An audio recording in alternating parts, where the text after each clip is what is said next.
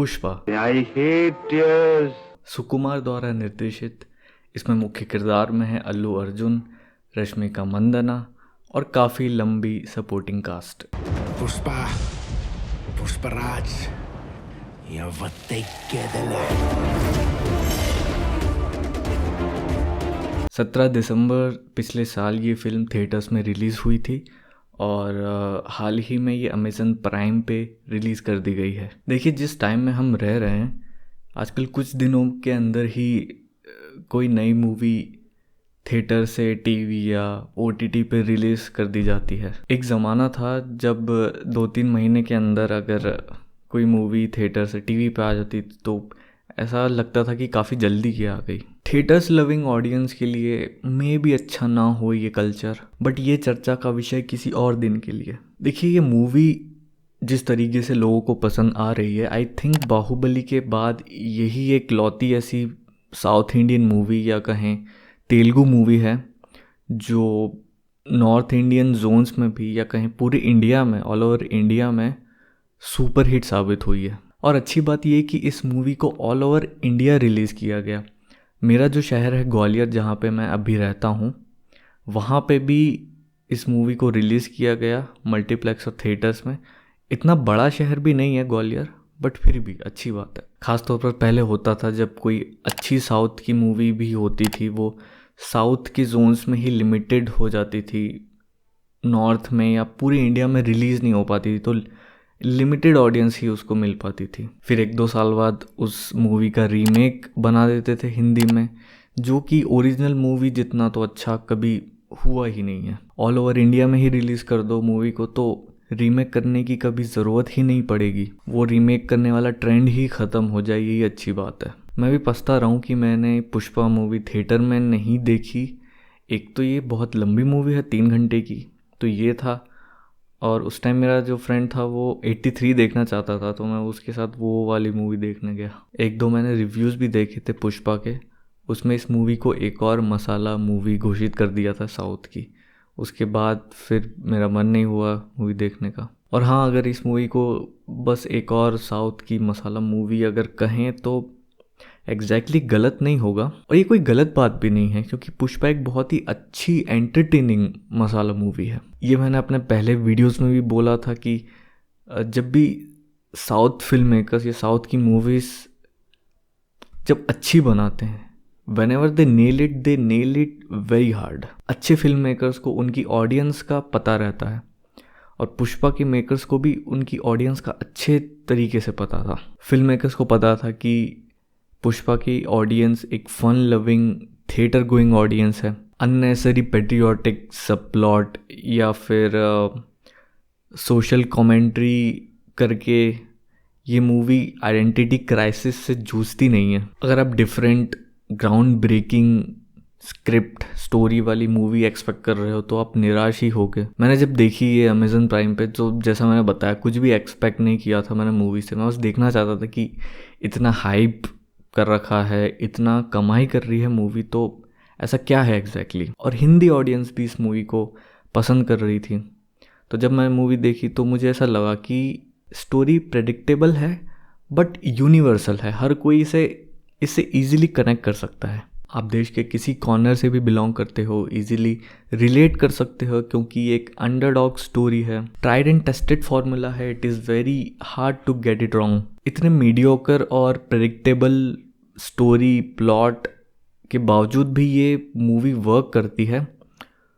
वो इसलिए क्योंकि मुझे ऐसा लगा कि technically this movie is brilliant. Technically से मेरा मतलब है screen play, editing, acting, cinematography, set design, background score, music.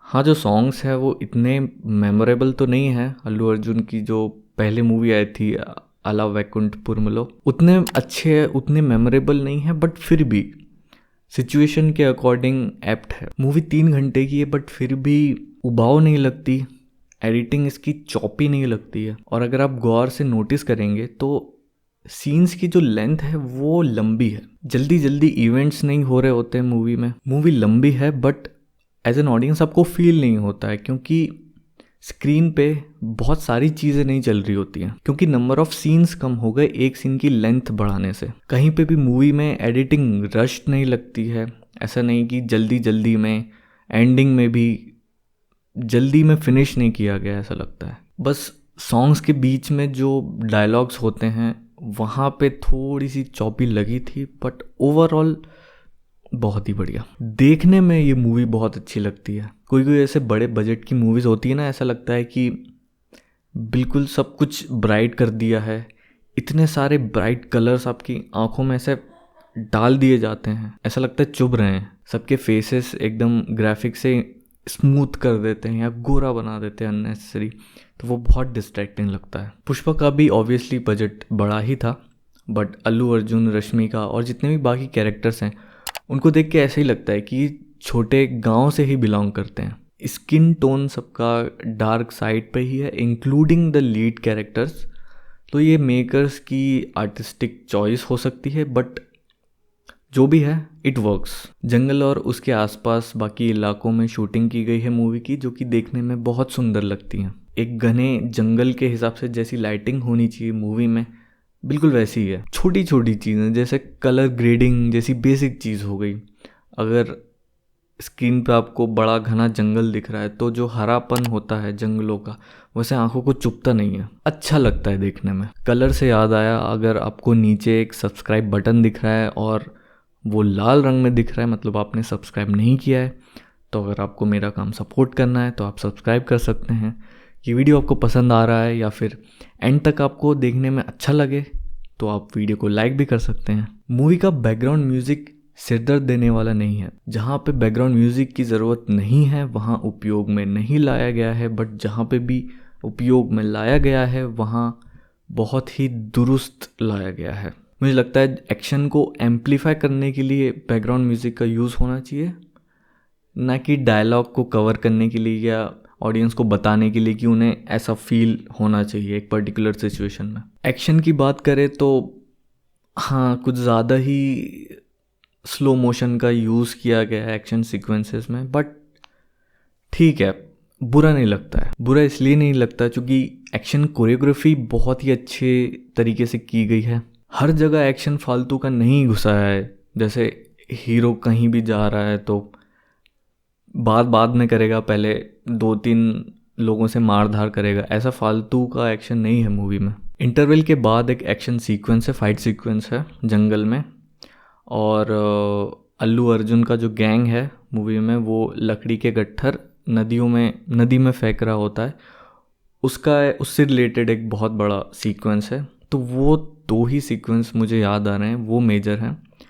बाकी छोटा मोटा ही एक्शन है मूवी में, ऐसा एक्शन हैवी फील नहीं होती है मूवी। लिमिटेड एक्शन सीक्वेंस होने की वजह से जितना भी एक्शन था वो बहुत ही टाइम लेके उसे प्लान किया गया ऐसा फील होता है। तो देखो यार, ये छोटी छोटी चीज़ें होती है जो अप्रिशिएट नहीं करते हम। जस्ट बिकॉज अल्लू अर्जुन जैसे बड़े स्टार मूवी में है तो इसका मतलब ये नहीं कि उन्हीं की वजह से मूवी सुपर हिट हुई है। एक जो जनरल ऑडियंस होती है वो शायद ये छोटी छोटी डिटेल्स को नोटिस ना कर पाए, बट सबकॉन्शियस में वो ये सब चीज़ें हमेशा रहती हैं। देखो, स्टोरी की बात करें तो बहुत ही बेसिक स्टोरी है। छोटी सी जगह है जंगल के आसपास, जंगल में एक बहुत ही रेयर टाइप की लकड़ी अवेलेबल होती है और उस लकड़ी के लिए स्मगलिंग हो रही होती है, और स्मगलिंग में 2-3 माफिया इन्वॉल्व है।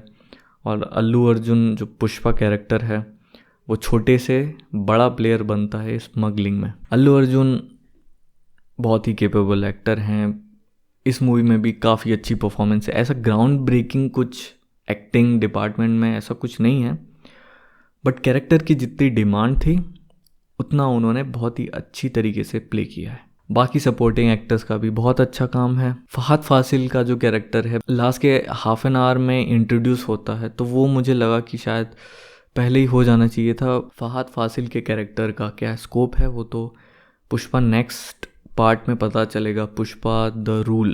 तो यार, अच्छी मूवीज़ को सपोर्ट करो, थिएटर्स में देखो या अपने घर में बैठ के देखो, मास्क लगाओ, हाथ धोते रहो, यही जीवन बचा है आजकल, और क्या। इस वीडियो के लिए इतना ही, नेक्स्ट वीडियो में मिलते हैं, तब तक के लिए टेक केयर।